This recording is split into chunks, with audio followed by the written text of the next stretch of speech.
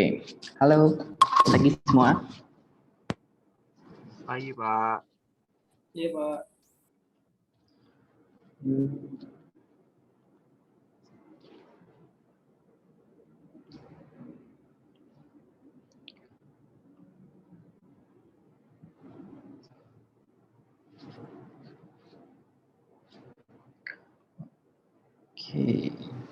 Oke, semua ya. Oke, bagi teman-teman, untuk pertemuan hari ini di representasi dan penalaran, kita masuk ke probabilitas. Jadi dia ada probabilitas dan teorema Bayes. Sebenarnya ada beberapa. Terdiri dari beberapa bagian. Kita akan bahas beberapa. Oke. Nah, yang pertama ini ya, ketidakpastian nih. Jadi ketika kita menemuin suatu masalah, langsung aja. Kita kadang tuh jawabannya itu nggak selalu ya dan tidak. Kadang jawabannya itu juga memiliki ketidakpastian yang penuh. Nah, ketidakpastiannya itu bisa berupa probabilitas atau kemungkinan gitu. Atau kemungkinan lah dia dari hasil suatu kejadian. Nah, hasil yang nggak pasti itu bisa disebabkan oleh dua faktor. Aturan yang nggak pasti atau jawaban dari penggunanya itu emang ya bukan ya dan tidak, atau jawaban yang nggak pasti ada dari suatu pernyataan yang ditujukan oleh sebuah sistem. Nah, untuk menyelesaikan permasalahan si ketidakpastian itu, ada beberapa teori. Pertama ada probabilitas klasik, ada probabilitas Bayes, ada teori Hasley, ada teori Shannon, ada teori Dempster. Nah, ini beberapa teori. Nah, kita akan bahas nggak semuanya, tapi beberapa. Oke, klasik. Oh, ada satu lagi, teori Fuzzy. Oke, dan teori kepastian. Gitu ya. Aduh, gue pencet. Oke, teori kepastian. Nah, ketidakpastian aturan ini ada 3 penyebabnya tadi ya. Adanya aturan tunggal, ada ketidakcocokan gitu kan, incompatibility antara konsekuensi dalam aturan, terus ada penyelesaian konfliknya juga emang beragam. Oke, nah aturan tunggal, kesalahan yang terjadi itu biasa ada ambiguitas. Oke, jadi sesuatu nilai yang kita definisikan tuh lebih dari satu buah cara, adanya data yang nggak lengkap, kesalahan informasi, ketidakpercayaan gitu terhadap suatu alat atau suatu device, dan adanya bias. Nah, probabilitas bakal terjadi gitu karena kesalahan ini jadi disebabkan kemampuan seorang pakar gitu kan dalam membuat suatu aturan secara pasti. Oke, baik lagi gitu ya. Ya namanya juga suatu metode pengujian gitu kan sepakar ya, sepengamatan kita pasti aja gitu kita suka nemu kesalahan gitu. Nah, kadang dari kesalahan itu tadi bisa nemunya ada ketidakpastian. Oke, nah ada bentuk ketiga, kombinasi gejala atau evidence.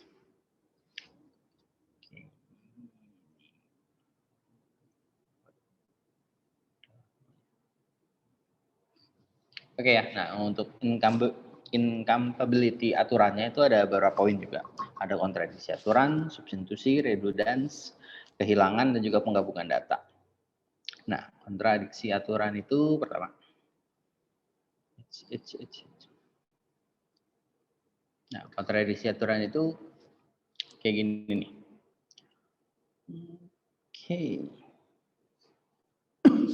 Oke ya, nah jadi kita bikin ada aturan 1, jika anak demam maka harus dikompres gitu. Jika aturan 2, jika anak demam maka jangan dikompres. Skip dulu.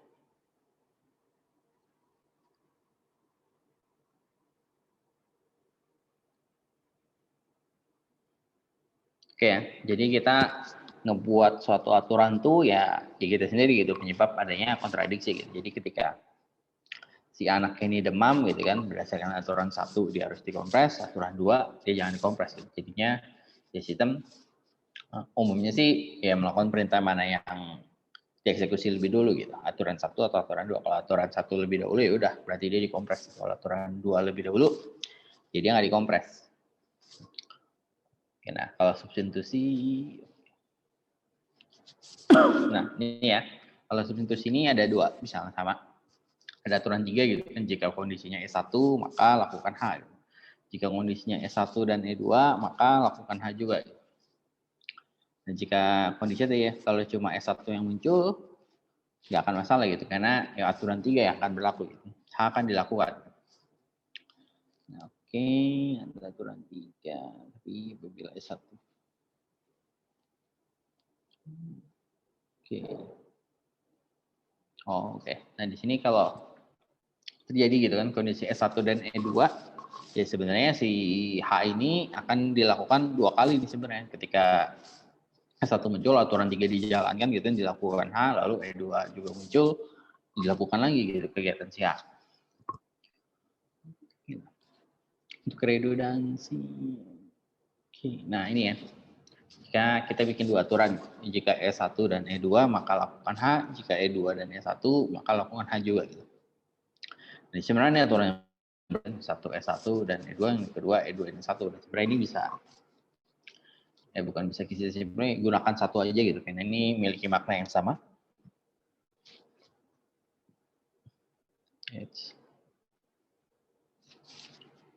Oke, ini kehilangan aturan itu kondisinya terjadi ketika jika E4 maka lakukan H gitu, tapi kondisi ini bisa diabaikan.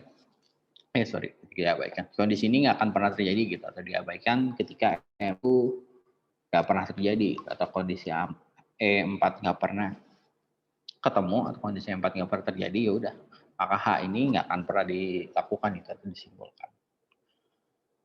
Oke, nah ini probabilitas untuk cara kita gitu kan, mengetahui besarnya kemungkinan yang dihitung dari persentase jumlah premis yang ada.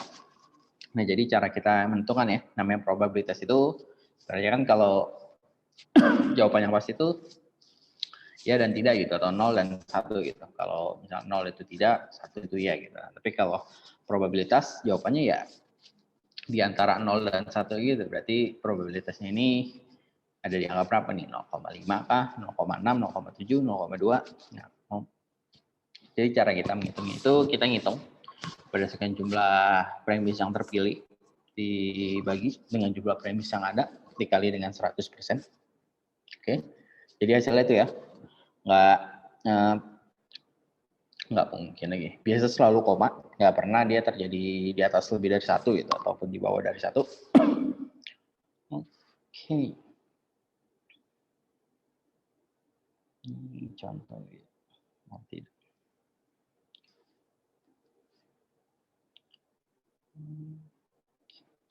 Inklusi pilihan user. Bisa.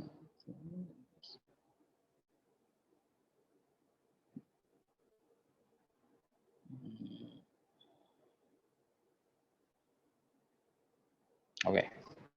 Ini contoh aja sih. Jadi kalau soal user gitu, dia memilih premis 1, memilih premis 2, lalu dia memilih premis 3. Nah, berdasarkan dari si perhitungan ini, berarti konklusi apa yang akan diambil nih? Sebenarnya ya, baik lagi kita masukin ke rumus ini, jumlah premis yang terpilih. Oke ya, jumlah premis terpilih ada 3, jumlah premis 6. Skip lagi. Oke, 1, 2, dan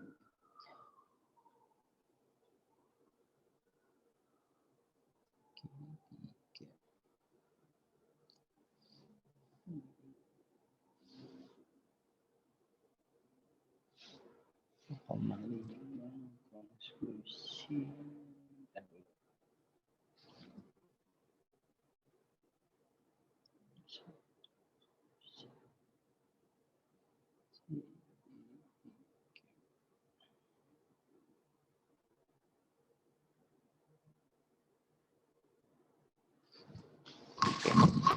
Ini kita harus hitung ya. Berarti dia premis 1, berarti dia memilih konklusi 1. Memilih. Ketika dia memilih premis 1, maka hasil eksekusi, hasil yang dieksekusi itu ada konklusi 1, konklusi 2, dan konklusi 4. Oke ya. Nah, jadi masing-masing dapat bobot satu. Ini kayaknya masuk ke sini. Oke. Oh iya, benar. Misalnya konklusi 1 poin ya. Ketika dia memilih premis 2, berarti konklusi 1-nya dia 2 poin, konklusi 3-nya 1 poin ya. Konklusi 2 dan 3-nya 4-nya masih tetap 1 poin. Ketika premis 3, konklusi 1-nya itu 3. Konklusi 4-nya konklusi 3-nya jadi konklusi 2 jadi 2, konklusi 3-nya jadi 2 poin ya. Jadi otomatis hasil dari si premis pilihan user itu kemungkinan besar ya kan kita bandingin nih. Yang pertama gitu kan, berarti kan yang pertama konklusi 1 itu kan 3 banding 4 ya, dikali 100% berarti 0,75 gitu kan. Sedangkan kalau konklusi 2 itu dia dapatnya 2 berbanding ini ya, jumlah premis yang ada 4 gitu kan, berarti dia 0,5 gitu kan. Konklusi 3 itu sama 0,5, sedangkan konklusi 4 itu 0,25. Jadi probabilitas yang dipilih oleh si pilihan user ini dia akan ngambil probabilitas yang paling besar nih, yaitu si konklusi 1. Ini probabilitas. Nah, sedangkan ini kalau dia memakai ada bobotnya gitu, probabilitas berbobot. Nah, jadi sama sebenarnya dengan rumus sebelumnya, cuma bedanya ini dia bukan berdasarkan, kalau sebelumnya kan kita berdasarkan poin aja nih, berdasarkan poin premis pilihan si user gitu kan, berbanding dengan si jumlah premis yang ada. Nah, kalau ini yang dihitung bukan premis pilihan user, tapi jumlah bobot premis pilihan si user. Oke, nah kalau kayak gini gimana? Hasil yang dipilih kalau si user memilih premis 1, 2, dan 3.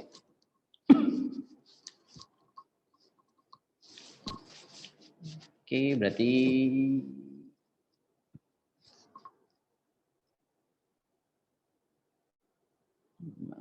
jumlah bobot premis.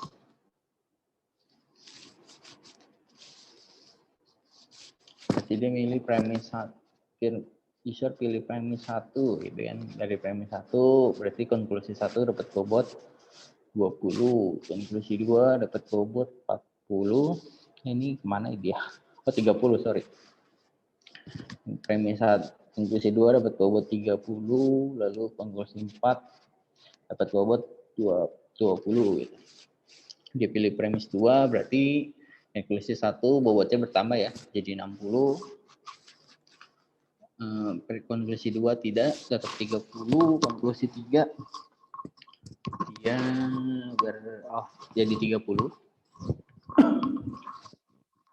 Nah, kalau dia pilih premis 3 berarti konklusi keempatnya itu 40, jadi 100. Lalu premis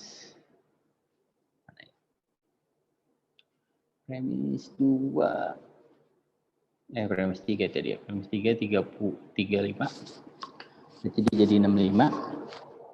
Premis konklusi 3 itu jadi 50. Oke, konklusi 4 dia akan jadi 20 tetap. Nah, dibandingin dengan jumlah bobot tadi tuh berapa tuh?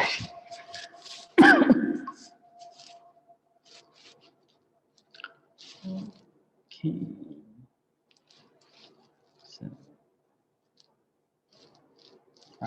Terus jumlah bobot tadi, saya harus ngitung. Dapat kisaran 55,9% nggak sih, Pak? Saya nggak tahu sih, saya belum hitung soalnya. Ya, dari premis 1, 2, 3 itu kan dapat 235 bobot premisnya. Terus totalnya itu kan 420 premisnya, total bobot premis. Dibagi itu ketemu 0,559. Itu 55. Yang di total itu berdasarkan premis yang dia pilih aja.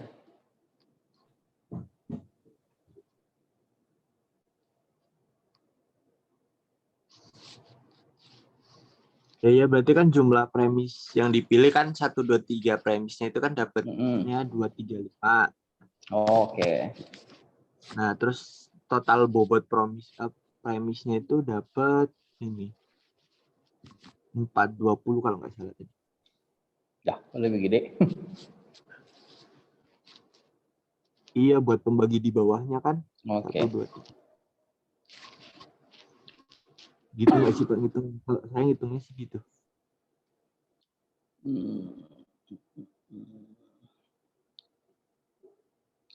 Jumlah bobot premis terpilih. Sebenarnya kamu harus tadi sih. Jadi kamu hitung jumlah bobot tersepuannya ini tadi udah benar.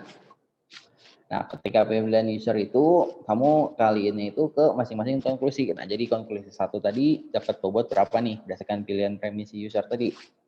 Konklusi 2 dapat jumlah bobotnya berapa nih berdasarkan si pilihan user tadi nih. Si premis 1, 2, 3 nih. Dia dapat jumlah bobot konklusi 1 berapa, konklusi 2 dapat jumlah bobot berapa, konklusi 3 dapat jumlah bobot berapa, konklusi 4 dapat jumlah bobot berapa. Nah, ketika udah dapat, udah kamu tinggal bagi itu tadi. Jumlah bobot premis si konklusi yang terpilih berbagi dengan jumlah bobot si premis.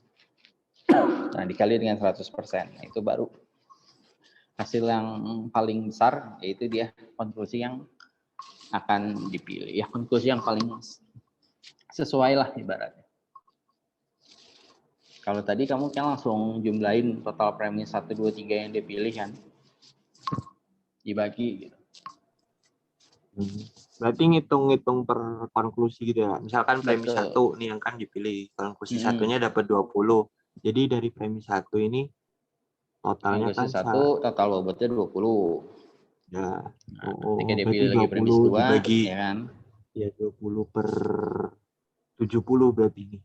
Bukan, tadi yang kamu totalin semua berapa? 460 ya? 420-an tadi. Oh ya, 420. Nah, betul. Jadi dia pilih premis 2, berarti konklusi 1 nambah poin lagi nggak? Nambah bobot nih 40 jadi 60.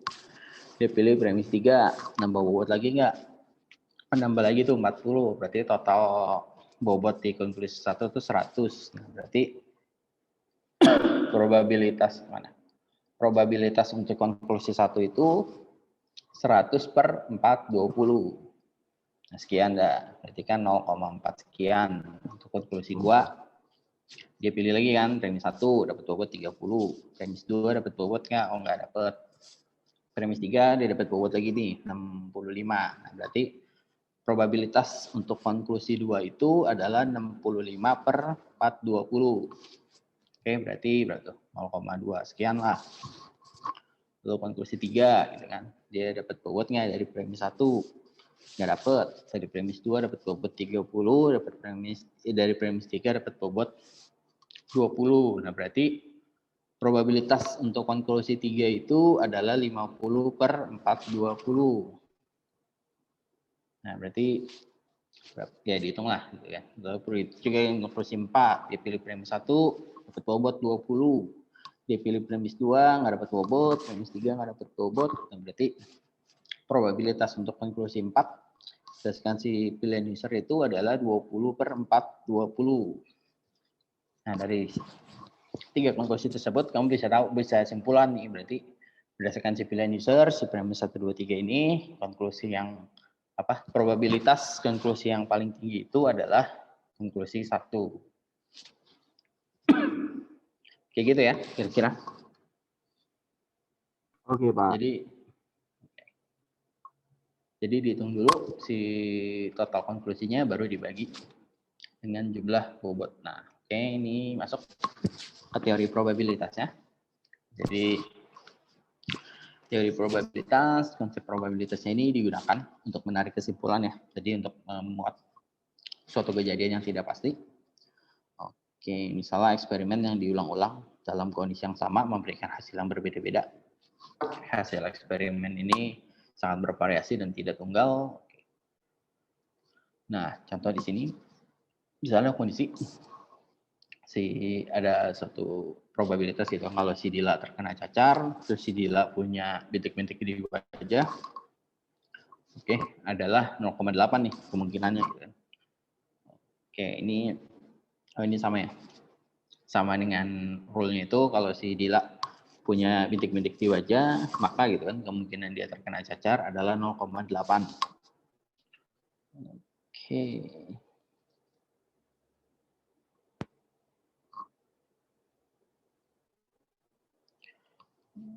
Ini enggak langsung ini.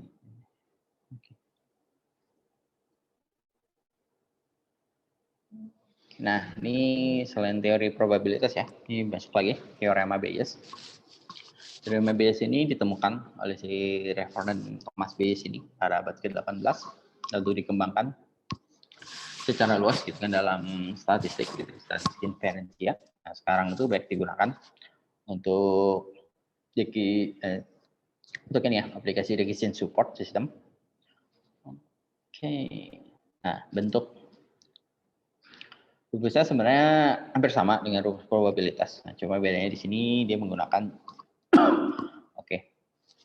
untuk sama yang dipakai rumus probabilitas, di mana di sini nyebutnya susah. Oke, hipotesis tunggal. Nah, dia harusnya nyebutin hipotesis. Oke, nah ini ibaratnya perbandingan probabilitas antara hipotesis berbanding dengan evidence gitu kan. Nah, di mana di sini pertama langsung aja ya, probabilitas hipotesis jika terjadi evidence terjadi gitu kan. Yang kedua itu probabilitas munculnya evidence jika hipotesisnya terjadi. Nah, berarti kalau si probabilitas hipotesis tanpa memandang evidence-nya, kalau P ini probabilitas evidence tanpa memandang apapun. Nah, jadi si teori Bayes ini jadi sama aja sih, dia cuma mengali gitu kan, jumlah probabilitas evidence gitu kan, jika hipotesis terjadi dikalikan dengan jumlah hipotesis yang ada gitu kan, dibagi dengan jumlah evidence tanpa memandang apapun. Oke. Nah, ini contoh kasus ya. Oke, jika ada suatu probabilitas demam ya, yaitu 0,4, dan di mana ada probabilitas kedua itu dia muntah adalah 0,3, kan. Sedangkan di sini hipotesis ketika dia demam, ada hipotesisnya dia, hipotesis.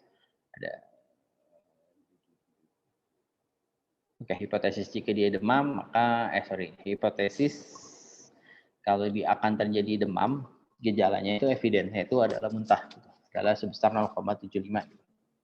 Jadi kita pengen tahu nih, seberapa nilai dari probabilitas dari evidence muntah terhadap demam, dan berapa nilai probabilitas gitu kan dari evidence muntah terhadap hipotesis evidence muntah terhadap hipotesis demam jika demamnya itu 0,1.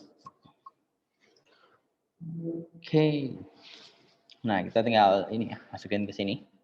Oke, jadi kita harus tahu dulu ya, mana evidence, mana yang hipotesis. Oke.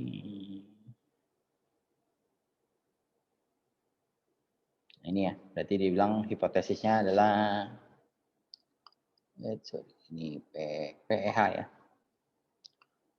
Oke, jumlah evidence. Wah, berarti saya kebalik deh. Ternyata hipotesisnya muntah, evidence-nya demam. Hipotesisnya muntah, masa hipotesis. Oh iya, sorry, saya yang salah. Benar-benar, hipotesisnya demam. Oke, evidence-nya itu gejalanya adalah muntah. Oke. Nah, jadi hipotesisnya dia demam yang muntah itu tadi adalah demam muntah. Oke, evidence. Oke, PEH evidence ada demam, gejalanya adalah gejala. Gejalanya demam, hipotesisnya adalah muntah. Loh, saya jadi bingung.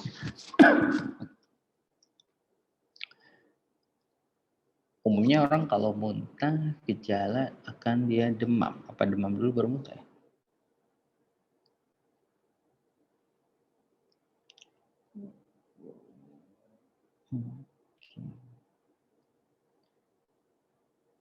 Ketika dia muntah akan didiagnosis demam. Ketika demam didiagnosa muntah. Terbalik. Oke lah. Oke, hipotesisnya muntah berarti gejalanya demam. Oke, gejala, evidence-nya demam. Jadi tinggal dimasukin sebenarnya. Jadi nilainya di mana P demam itu 0, ya P demam itu 0,4, si P muntah 0,3, di sini 0,75 gitu kan, dimasukin hasilnya itu 0,56. Kemungkinan evidence gitu, berarti evidence itu kemungkinan besar dia akan muntah gitu kan ketika dia demam adalah 0,56. Nah, oke, nah sedangkan kita mau ngitungin ya berapa probabilitas dia akan muntah gitu demam kalau si kemungkinannya itu adalah 0,1. Nah, sedangkan kalau dimasukin tadi kan ke rumus 0,7 dikali 0,3 ya dibagi 0,1 hasilnya itu 2,25. Kita sih bilang ya. Jawabannya ini bakalan salah karena probabilitas itu harus di antara 0 dan 1. Oke, jadi nggak mungkin dia lebih besar dari 1 gitu. Oke, berarti kalau lebih besar dari 1 tuh udah apa ya? Udah yakin. Yakinnya itu udah double ya. Oke.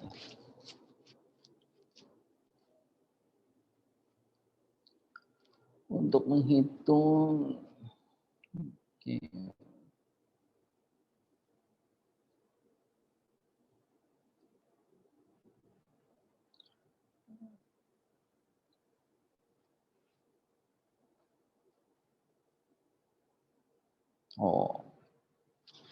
Oke, jadi dibilang di sini salah, jadi terus dia bilang bahwa ada satu syarat tambahan gitu kan.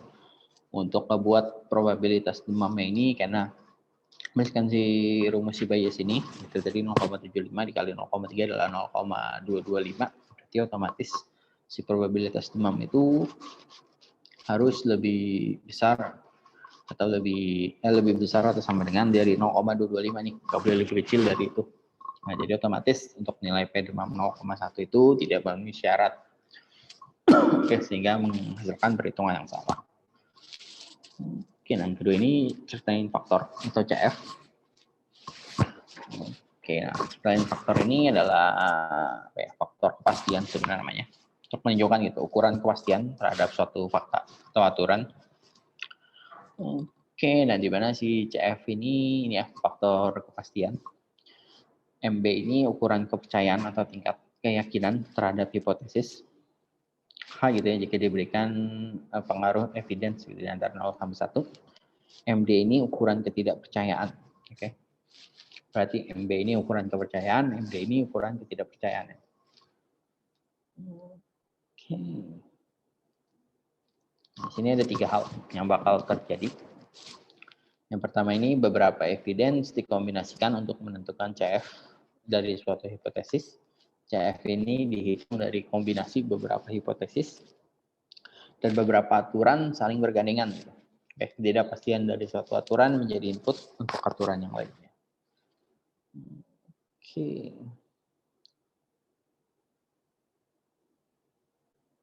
Nah ini ya, jadi beberapa evidence dikombinasikan untuk menentukan CF dari suatu hipotesis. Oke, jika E1 dan E2, maka observasinya apa? Oke, kita langsung aja ke contohnya, biar lebih enak. Nah, contohnya di sini ada suatu observasi gitu kan, memberikan kepercayaan terhadap suatu hipotesis dengan tingkat kepercayaannya, MB-nya itu 0,3, dan tingkat ketidakpercayaannya ini adalah 0. Oke, terhadap evidence 1 ya. Oke, nah berarti tingkat kepercayaannya adalah sini. CF ini tadi mana? Oh, tinggal dikurang aja tingkat kepercayaan dikurang dengan tingkat ketidakpercayaan. Berarti 0,3 dikurang dengan 0 hasilnya 0,3 serta faktornya. Oke, lalu ada observasi baru nih. Oke, lalu di mana si E2-nya ini di tingkat kepercayaan terhadap observasi baru ini nih, di mana tingkat kepercayaannya ada 0,2 dan tingkat ketidakpercayaannya adalah 0. Nah, kita harus hitung ulang dong. Ceritain faktornya untuk si hipotesis tersebut terhadap gejala 1 dan gejala 2. Oke. Oke, nah berarti kita ngitung dulu tingkat kepercayaannya.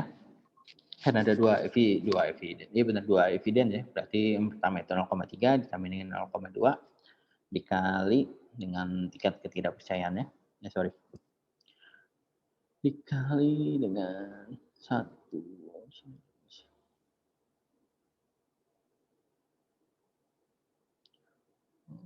Oke. Dikali dengan tingkat kepercayaan 1 dikurang dengan 0,3 ya. Berarti hasilnya 0,44. Tingkat ketidakpercayaan kedua itu adalah 0, berarti dia ngitung tingkat kepercayaan yang baru tadi 0,44 dikurang dengan tingkat ketidakpercayaan yang kedua 0, hasilnya 0,44. Oke.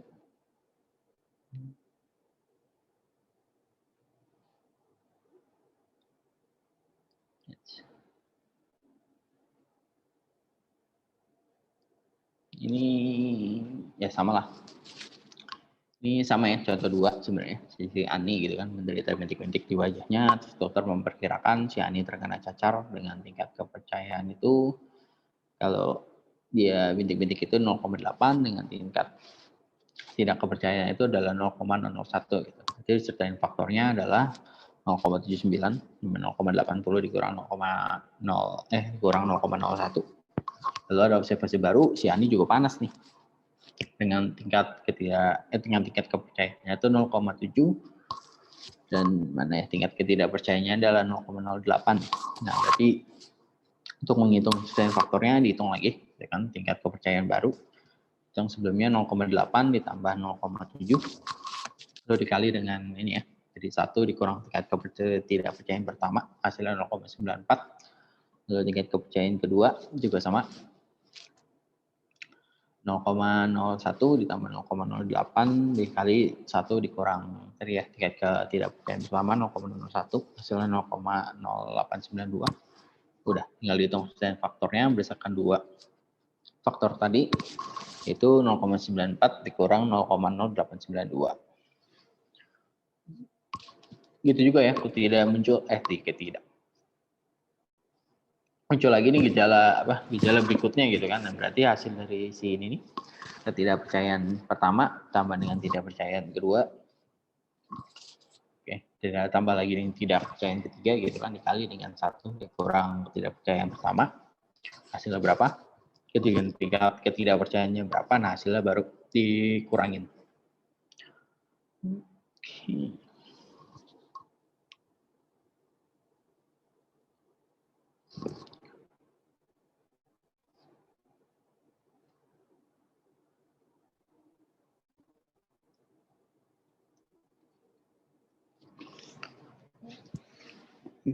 Kombinasi beberapa hipotesis.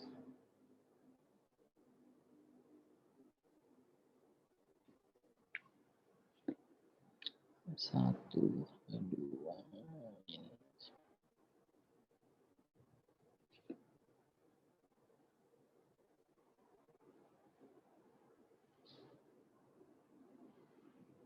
Oke, ya. Oke, kalau tadi kan kalau evidence-nya ya, gejalanya itu lebih dari 1 gitu ibaratnya. Nah, kalau sekarang hipotesisnya nih, yang lebih dari 1. Oke, ada contoh ini.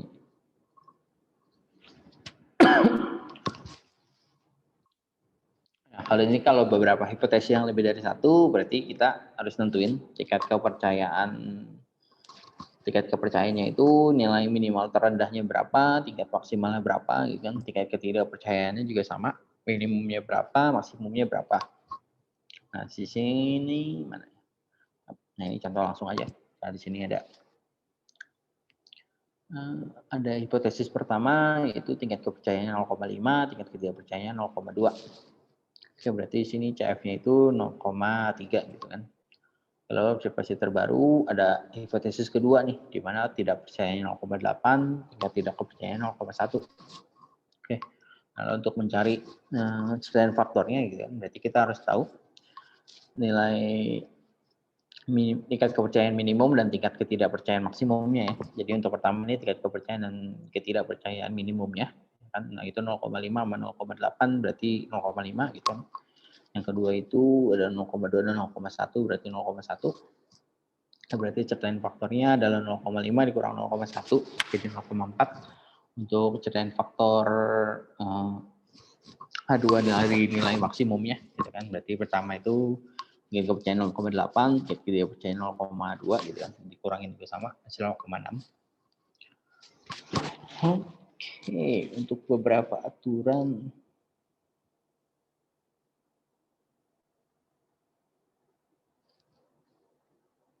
Oke, nah ini kondisi baru lagi untuk aturan saling bergandengan.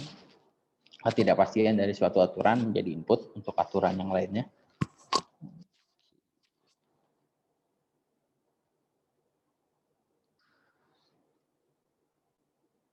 Oke, berarti tingkat kepercayaannya itu cara ngitungnya adalah tingkat kepercayaannya itu adalah tingkat kepercayaan dikali dengan nilai maksimum dari 0 dan CF-nya. Oke. Nah, contohnya di sini ini ya. Ketika PHK terjadi PHK, ketika pengangguran muncul banyak pengangguran, gelandangan muncul banyak gelandangan. Nah, kondisinya ketika terjadi PHK, maka akan muncul banyak pengangguran ya.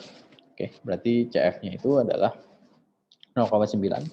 Lalu aturan kedua, jika terjadi banyak pengangguran, maka akan banyak gelandangan, gitu kan. Dimana tingkat kepercayaannya adalah 0,7. Nah, di sini langsung aja. Berarti si 0,7 dikali dengan 0,9 gitu kan. Oke. Ini langsung 0,9 karena ini ya. Dia mencari nilai maksimum dari 0 dan si CF, gitu, di mana CF-nya pasti lebih besar 0,9 dibandingkan 0. Hasilnya berarti tingkat kepercayaan gitu kan, ketika banyaknya pengangguran maka akan banyak gelandangan ya 0,63.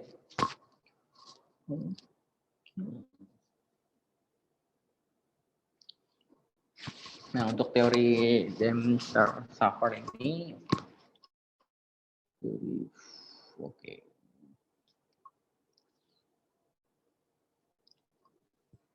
Jadi ada dua ini ya, namanya belief, ukuran kekuatan evidence dalam mendukung suatu himpunan proposisi gitu. Jika bernilai 0 maka berarti tidak evidence, jika bernilai 1 berarti adanya kepastian.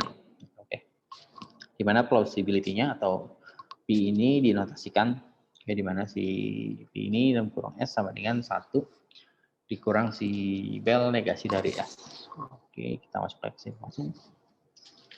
Plausibility-nya sama ya, pasti bernilai 0 sampai 1. Oke. Jika yakin adanya ini, maka belsnya adalah 1 gitu kan. Jika enggak, berarti jika yakin gitu kan, maka ini 1 dan si P-nya itu 0. Oke, di dalam teori Dempster ini juga dikenal adanya frame of discernment yang dinotasikan dengan 0. Frame ini merupakan semesta dari pembicaraan atau sekumpulan hipotesis. Oke. Nah, misalnya di sini ya, ada suatu kumpulan gitu kan, A, F, D, dan B gitu kan, di mana itu alergi, F itu flu, G itu demam, P itu bronkitis. Tujuannya itu mengkaitkan itu ukuran kepercayaan tiap-tiap elemen dari si semesta ini nih. Oke, jadi nggak semua evidence secara langsung mendukung tiap elemen. Misalnya kalau panas hanya mendukung F dan D, F, D, and B. Oke. Nah, jadi kita mau ngitung nih, adanya probabilitas fungsi densitas atau si M. Si M ini hanya mendefinisikan, oke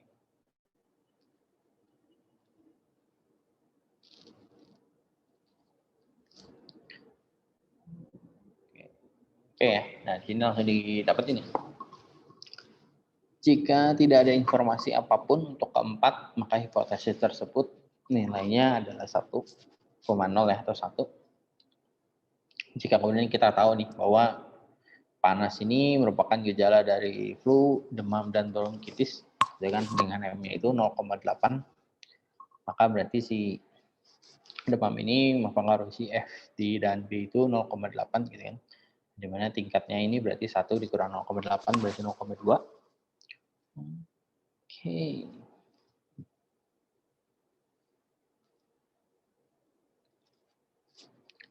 Contoh diketahui X subset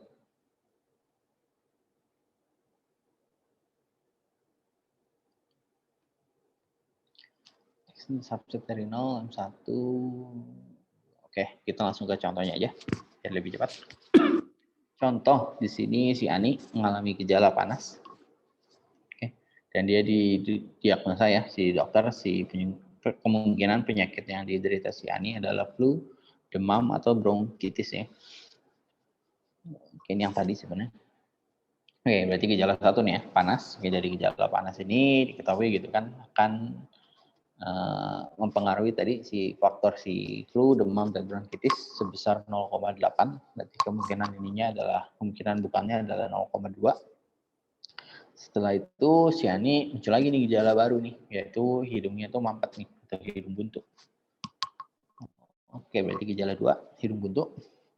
Nah, di mana setelah observasi gitu kan terhadap si penyakit hidung mampet ini merupakan gejala dari alergi, flu, dan demam, yang berarti dia mempengaruhi gitu kan si AFND sebesar 0,9, berarti tingkat tidak klinisnya adalah 0,1. Oke, lalu setelah itu muncul lagi gitu kan. Oke, nah kita udah tahu nih, muncul gejala baru yang mengharuskan kita untuk densitas baru menghitung berapa kombinasi M. Oke. Untuk pertama ini ya, 0,8 tadi 0,2, aturan keduanya itu 0,9, 0,1. Oke. FDB-nya adalah 0, oke, berarti ini oke. FND 0,72.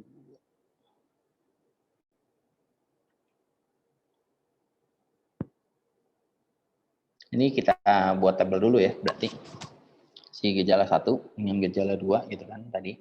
Si gejala 1 0,8, tingkat TD-nya 0,2, gejala 2 itu si alergi, flu, dan demam 0,9 dengan tingkat 0,1. Setelah dibentuk tabel ini kita bisa memperkirakan nih. Berarti si kombinasi antara keduanya ya, FND ini berarti tinggal dikali aja 0,72. Lalu untuk kemungkinan ketidaknya ini berarti si AFD doang ya. Karena FTB-nya enggak, 0. Berarti cuma FT aja, berarti 0,18. Gitu kan yang kebaliknya. Kalau si FTB aja, si FTB-nya ini 0, berarti 0,08. Sedangkan untuk bukan kedua-duanya, dia tidak sakit itu adalah 0,02. Oke, nah dari ini kita bisa ambil nih, berarti penyakit yang paling kuat ini adalah, sebelum itu harus dihitung lagi nih. Si FT-nya ini berarti 0,72 dibagi 1 dikurang 0. Oke, hasilnya adalah 0,72 sama. Si AFT juga sama, dibagi dengan 1 kurang 0. Si MD juga sama, di 0,08 dibagi dengan 1,0. Si kemungkinan dia tidak sakit 0,02 dikalikan 1, dibagi dengan 1 kurang 0. Nah, hasilnya itu baru kita bisa ambil kesimpulan nih, penyakit yang kemungkinan paling kuat itu adalah berarti flu dan demam. Untuk siapa namanya dia, si Ani ini ya, oh ya si Ani. Oke. Nah ini muncul lagi nih, ternyata hari berikutnya ini si Ani datang lagi bahwa minggu lalu dia baru aja datang habis piknik. Nah dari gejala ini dapat lagi nih tingkat kepercayaan, tingkat observasi terhadap piknik ini merupakan gejala dari alergi nih, di mana alergi adalah 0,6, tingkat ini adalah 0,4 ya. Oke, berarti densitasnya harus dihitung lagi. Oke, itu ada mana dia? Ada, oke. Ini yang sebelumnya ya, udah kita hitung gitu kan. CFD 0,72, CFD 0,18, FDB 0,08, tidak gejala itu sama 0 itu 0,02 gitu. Tambah dengan densitas baru, itu alergi sebesar 0,6, lalu kemungkinan tidaknya itu 0, lalu sama kemungkinan dia tidaknya tadi 0,4. Sama, tinggal dikali aja. Hasilnya itu ini, CF. Kemungkinan dia si flu dan alergi, Kemungkinan flu dan alergi tetap 0,432. Oke.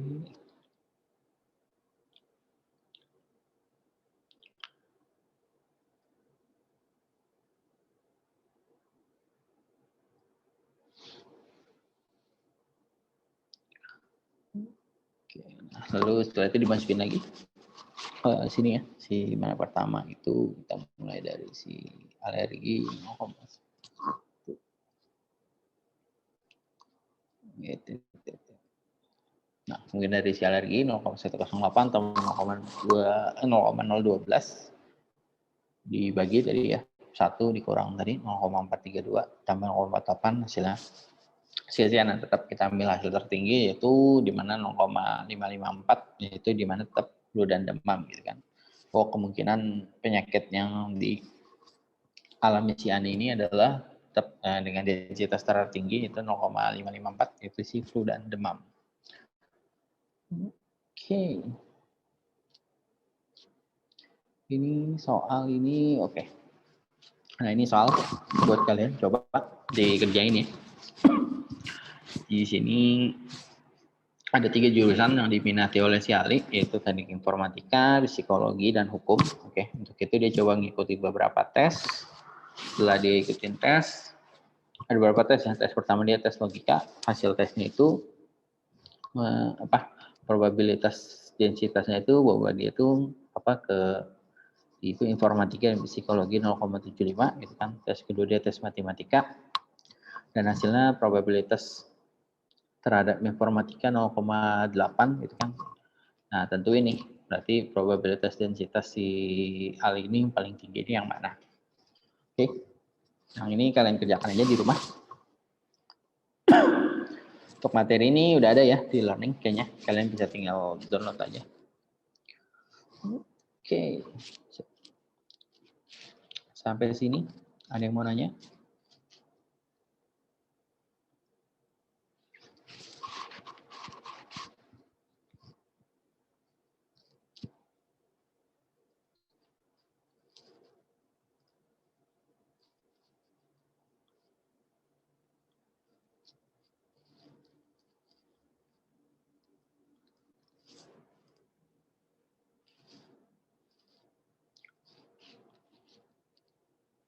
Sebelum saya absen ya. Abdul Rahman ada? Abdul Rahman? Enggak ada? Ada Pak, ada. Oh, ada. Ahmad Fahrid. Hadir Pak, hadir. Oke. Ahmad Nathan. Hadir, Pak. Oke, Dava. Hadir, Pak. Di Jaki. Hadir, Pak.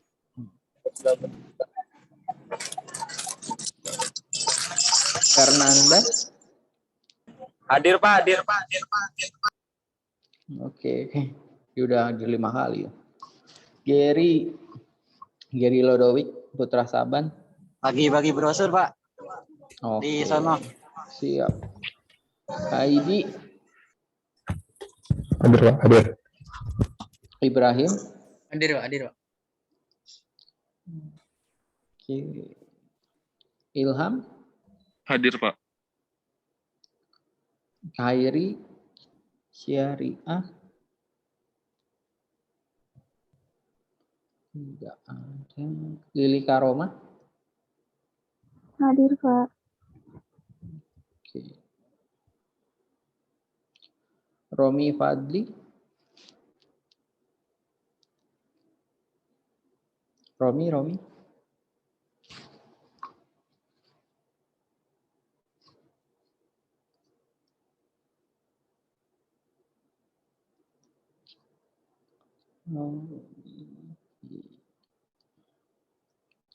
Saat Abdul Rahman. Hadir, Pak. Sandy Aditya.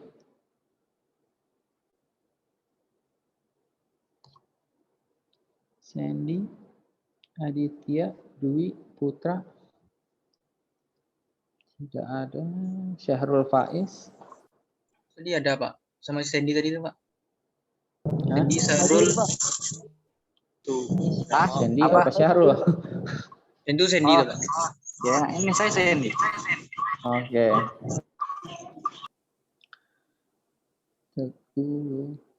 Yazid. Hadir Itu Pak ada, Yazid, Pak. Pak. Giri Pak. sama Geri tuh, Pak. Faiz. Udah ya. Pak Romi tadi hadir. Romi. Pak, Oke. Udah Romi udah. internet saya Yazid tadi hadir Pak Yazid. terus nyambung Pak. Yazid udah Yazid. Romi udah. Oh iya itu kalian yang kemarin ikut lomba udah dikasih tahu sama temennya? Kenapa, Pak? Yang lomba kemarin, Pak. Minggu lalu kan saya udah bahas tuh untuk UAS kalian nanti. Itu per kelompok. Nah kalian yang ikut lomba itu udah masuk kelompok atau belum? Saya Kayaknya belum, sih Pak. kayaknya belum deh mereka. Nah, Ya, saya belum Pak. ini belum. Oke. Tidak cocok, Pak. Nggak apa-apa, nggak apa. Khusus untuk kalian yang ikut lomba, berarti kalian jadi satu kelompok sendiri ya? Oke, berarti saya, Faiz, sama Nathan Pak. Oke, ya. Nah, ini udah dibagi Pak. Udah fix nih Pak di grup. Berarti Pak. Iya, udah dibagi kemarin. Udah dibagi kemarin. Udah Yang dibagi. termasuk anak ini juga. Udah dibagi, Oh, Pak, kemarin. Udah dibagi, Pak. Udah dibagi. Oh, udah dibagi. Oh, udah ya. Sip. Oh, sorry Pak, berarti udah Pak. Saya nggak update Pak. Waduh. Padahal kita baru mau ini loh, mau lihat hasil presentasi kalian. Kita bikin ini Pak. Oh, pakai OOP Pak. Oke. Ya, tapi tetap lah ya minggu depan. Ya. Mungkin teman-teman yang lain juga mau lihat dong kalian waktu lomba kemarin mempresentasikan apa. Oke. Biar sebenarnya sih mirip-mirip dengan UAS kita kemarin sih, apa yang kalian buat, apa kalian presentasikan, gimana cara kalian apa itu sebutnya ya, gimana cara kalian pitching gitu kan terhadap para juri, terhadap ini, gimana terhadap project kalian. Teman-teman mau lihat semua nggak? Atau cuma saya doang? Mau, Pak, mau. Tuh. Oke ya, berarti kapan ya? Minggu depan ya? Gimana? Siapa yang ikut kelompok kemarin? Gimana Pak? Gimana minggu depan Pak? Nathan, Romi, sama siapa? Syahrul ya? Ya, Faiz Pak. Nah, Nanti ada podcast khususnya, Pak. iya juga sih.